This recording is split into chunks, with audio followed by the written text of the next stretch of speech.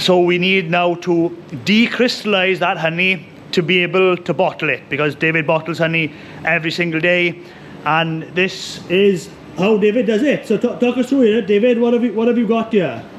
So this is an old butter melter, and it's got these pipes in it with hot water, and what they used to do was get 25 kilo blocks of butter and put it on those pipes, and it would melt and drop into this tank below, which is also jacketed heated tank. But what we do is we get a drum of honey, put it there, and the honey starts to melt on those pipes, and as it melts it drops down through the pipes. It's not totally melted before it drops through, it's still sort of thick and gloopy. Thick and gloopy and sort of white, and it drops down, and then it sits in this tank which is also heated, and then it finishes its melting there. But the idea is it goes through this process much quicker. So what we used to do is just have a box like this heated, and we just put all the drums in, have some fans to circulate the air, and we just wait for them to melt. Well, you'd have to leave the drums in there for about a week before the heat penetrated right into the middle and melted every crystal. Whereas like this, it can take a day or a couple of days, and then it's all melted completely. So that means it's not exposed to heat, the flavour doesn't get damaged by the heat, and the HMF which is the indicator of overheating, doesn't increase very much. So we can, if we start with honey, like fresh honey out of our own hives, the HMF is less than 5. You go through this, it might still be less than 5, or it might be 6 or 7. Yeah. So a perfect method of decrystallizing honey without damaging the goodness of the honey. And you know, I know you test a lot of honey, David. As a factory like this, David tests honey all the time, and you can see if what you're doing is hurting the honey at all. And this is years of learning what to do, and it's a system which works really well. And what I like about David's factory is everything is not overcomplicated. So and this is repurposed. So this was an old butter melter, which is essentially a radiator. These tubes heat up. It's all stainless steel, food grade. This machine's been repurposed. I know. Yeah, a lot of this is made by Mick and Peter in the workshop here. Wow. So I know, David, you buy a lot of kit in, say a milk tank or something from another industry. You fabricate, adapt, modify it, and then you make it to work what you want to do. And I'm guessing that's all this is an insulated room, so that the heat stays in here. That's it. So a very, very simple way of decrystallizing honey. And you may be in America, New Zealand watching this, you may not have seen something like that before. Weren't these made by a refrigerated truck body company, David? Yeah, they're just like made by those guys. They normally do fridge vans, and they just made these different size to fit us. So at the minute on the line, is it organic Zambian? That's what's the next thing to get bottled? Yeah. It's melted here, and then there's a pipe coming out of a tank at the bottom, and then it goes into the packing room. So let's follow where this honey goes to.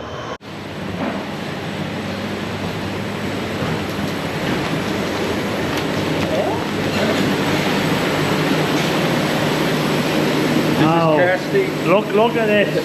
Hello Kirsty, how are you? Are you okay? I am, thank you, yes. Bottling some nice honey today? Oh, we're just going to. Yeah. Look at this, guys. Now this is impressive. Very, very nice. So we'll see this running in a minute. We'll see the whole system running. But talk us through it, David. So we got the melters coming through with the decrystallized honey. So from there. So that's the outlet from that butter melter, and then this pump is moving it out of there and then wherever we want to put it. So we go to these storage tanks, so we can just fill that with liquid honey and leave it to cool down, and then we can use that to feed into these two set tanks, add some seed, stir it up, and produce set honey. And then those set tanks comes out the bottom of them, operated by this pump, and this is feeding this filling machine here. Can't run away.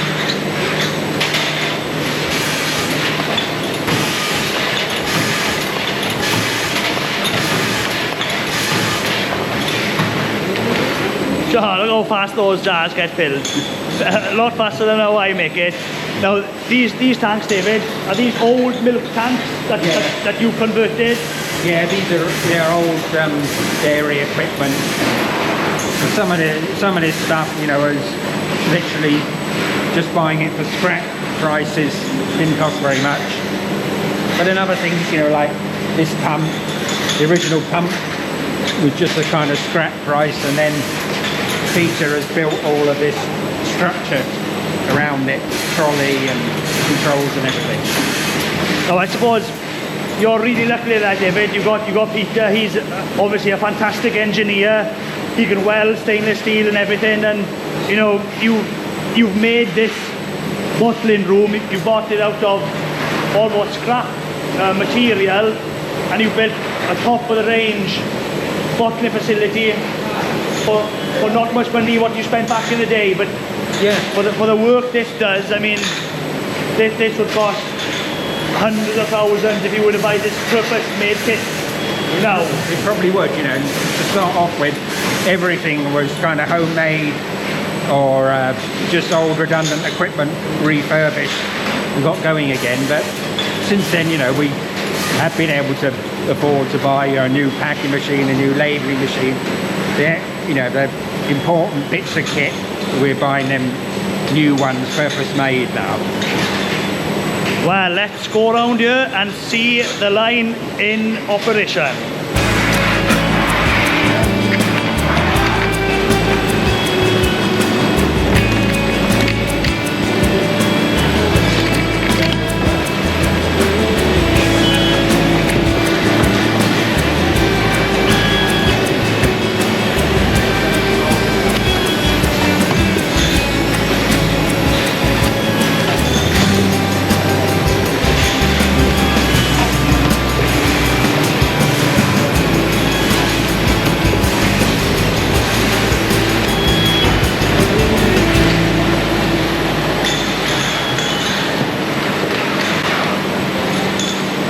So, we're bottling honey over there, lidding over there, an automatic labelling machine puts the label on. The finished honey sits on the conveyor they're turning. Now this gentleman's just come back, he's going to box this up.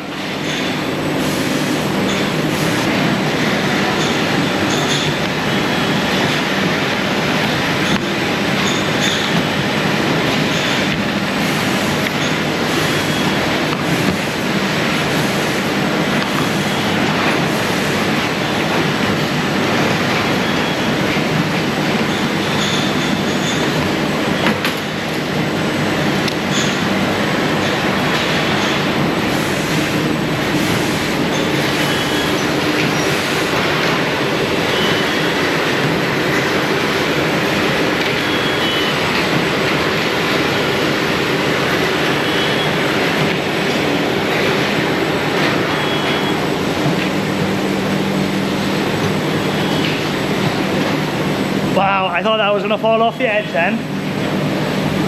So, I'll do my bit.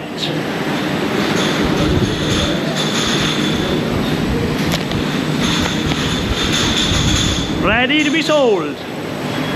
Very, very impressive. Well, that's one thing I've seen of David. I've met a lot of his beekeepers, a lot of his staff in the factory here, and culture here is really good. You've got some excellent people working here, David. You're very, very lucky, but I suppose that's down a lot to you, the culture you've built here. You know, you've got someone welding and repairing all this kit, but we've got Holly over here. She's technical manager. Hello. Now tell us, Holly, what do you do from day to day?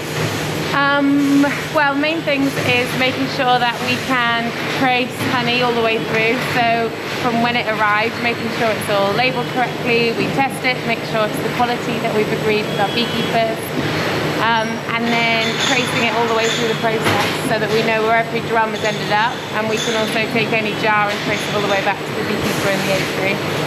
So it's a lot of paperwork, a lot of making sure that we can follow everything through. We've got our drum ledger. We keep every drum that comes in is recorded. We do have a digital version as well, but this lives at the goods inn, so everything as soon as it arrives gets recorded in our drum ledger. It then gets followed through the process, so we have records for warming, what drums have been warmed, temperatures. We've got filtration records showing what filter sizes have been used, colour and moisture. We then get to packing records. I don't know if you really want to see all these, but days production, checks done beforehand, checks done during production, making sure weights are correct, labels are correct, and then everything can get dispatched so we know it's all alright. Yeah, well, this is the side, as beekeepers, we don't get to see, but if you want to sell honey, especially into the big supermarkets, you know, a lot of this goes into M&S. They want all this paperwork, and we get audited annually by M&S. We also get audited annually by the Soil Association because we do organic honey. So they come and they want to see all of this. Yeah, because it's not just us knowing that we're doing it properly. It's being able to prove that we've done it all properly as well. So yeah, it's all very important, keeping all the paperwork organised. Lovely. Well, you can't sell honey anymore without all of this paperwork. So Polly, you're doing a fantastic job. Thanks very much for talking to us. Thank you. So this really tells our story here. So each of these jars is from different apiary. So that's Oakwell, Spring Honey, and they're all from different apiaries coming out of the extractors. And you can just see all the different colours, as it goes from one apiary to another apiary, it changes colour completely. This is summer. And according to the apiary on a particular farm, the bees find the different flowers on each farm and produce different coloured honeys. So in all of our system, we're trying to keep all of these little batches separate. So when you get honey in a jar, you can have a label on the jar and it tells you what farm that honey came from. We'll look at the finished products later, but this shows all the colours of it nicely. Now before we leave here now, David, you can see this pallet is filling up really quick. How many jars do you normally fill in here every day? We normally do about 5,500. Wow, 5,500 jars a day. And typically that's every day? Yeah. Apart from the weekend? Yeah. Yeah, wow. So that's a lot of honey. Or something. Yeah. And we were talking the start of the video about the African honey. And this is what it looks like. So it's Zambian organic honey. If you Google that, find a supplier, have a taste of that. That is really, really strong honey, top quality.